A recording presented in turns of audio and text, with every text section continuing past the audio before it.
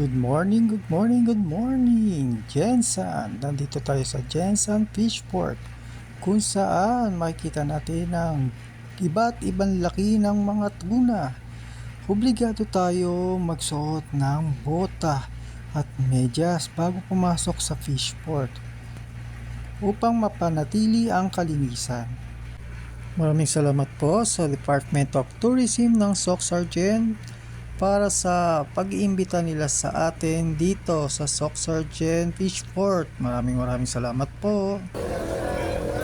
Good morning, good morning, good morning, Jensen. Nandito po tayo ngayon sa kanilang Fishport. So maayong punta dahil sa inyong tanan. Again. Magandang Jensen. Wow! Home of the champions. So now, we are here at Fishport po. So, let's start our tour po. But we must maintain our body-to-body system para wala pong mawala. And at the same time po, wala pong mauuna or mahuhuli po para impact lahat tayo po. And at the same time, please be careful po para wala pong ma-slide or magka-fracture po sa inyo. Okay, so we're going to remind you lang po na later on we're going to Pass the footbath po para malinis po ang pagpasok po natin sa mismong loob po ng market. and Obligadong dumaan sa footbath para mapanatili ang kalinisan ng fishport. Kaya sandi pa yung mga... Yes, sir. Good morning.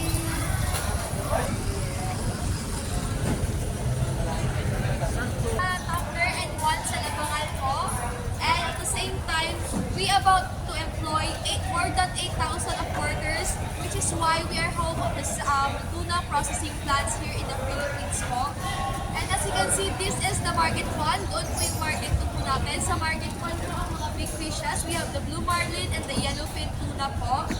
And bakit po umaga po tayo nagpupunta sa fishport po? Para makita po natin yung pag-aandot po nila ng mga fishes po. Kasi dito din po is makikita natin po paano po sila ginaway sa scale, paano po sila i-grade po para malaman po natin kung saan po ano po yung stay sa mga local na mga public markets or paano yung i-export po sa mga other countries.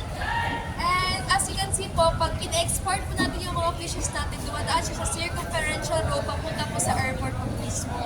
Kasi in-export siya sa California, sa may Japan po, ang ating mga tunas po. And as you can see po, we have different kind of class po sa tuna po natin. We have class A, class B, class C po. Malalaman po natin na class A po ang ating tuna if mapula-pula po yung itsura niya po. Pero pag may unting pamputla, class B po or class C po yun siya.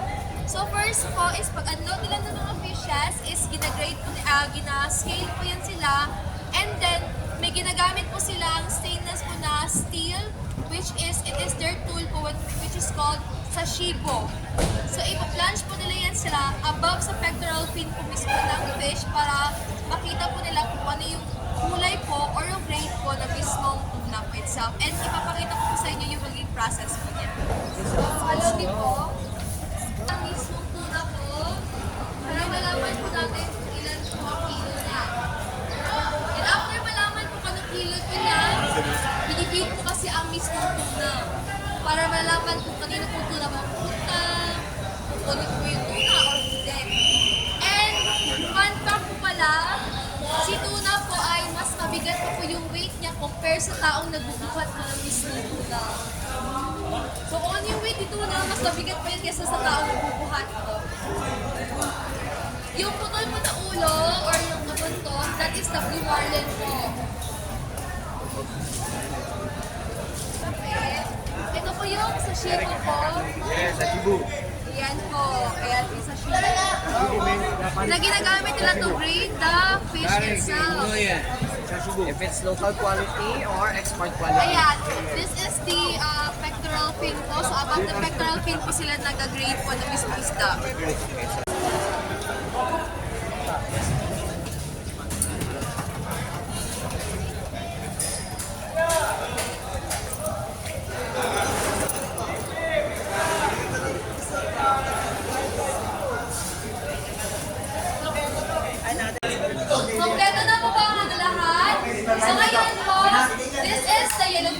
ipapakita ko ni sir kung paano po ginagrade po mismo or gina-classify po ang tuna itself. So ito yung shibo, ipapasok po niya or plunge po above the pectoral fin po.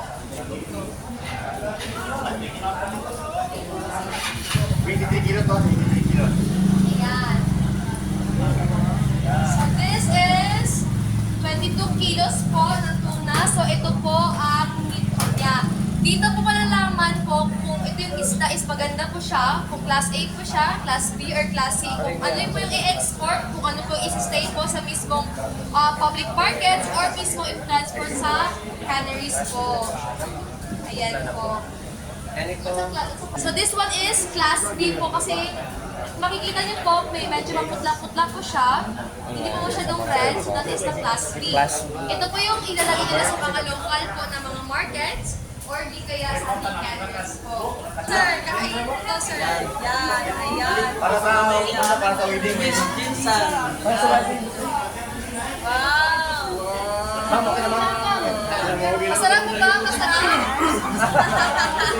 And si Jensen po, nakawin po tayo ng Guinness World Record for having the largest tuna, a yellowfin tuna display po for weighing 25,594.49 kilograms po noong September 11, 2014 po. So imagine, yun po is 22 kilos na lang po. What more yung libo-libo na kilos po. So, giant. laki at bigat po talaga. Ano sila katagal sa laot ng isda? Oh? Gano'n sila katagal sa More laot? than like mga around 40 plus days. 40 Sa mga days. malalaki pong bangka sa dito sa kapila. Dahil naman sa mga maliliit, meron po tayo mga, kumangko po sila ng 2 hanggang 3 na mga tuna po, pwede po silang bumalik.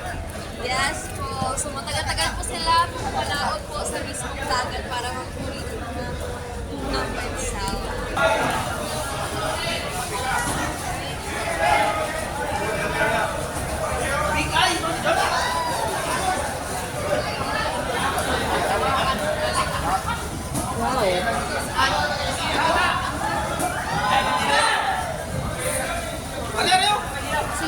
Kasing height lang sila, kuya. 97? Almost 100? Ay, ma'am, last time tumayo ka dun sa niya. Almost 100. Laki na kayo. 90 kilos. Hello guys, 90 kilos yan. Hindi, almost 100 siya. Sangyan. Sangyan. Yeah.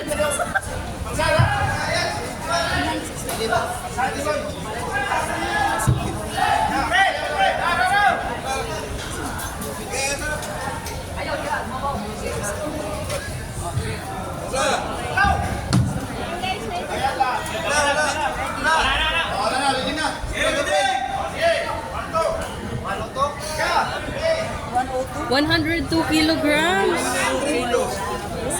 Wow. 102 kilos. So imagine po, ang laki po ng isda pero kaya po natin ang kuya at isda po kahit sobrang buhay.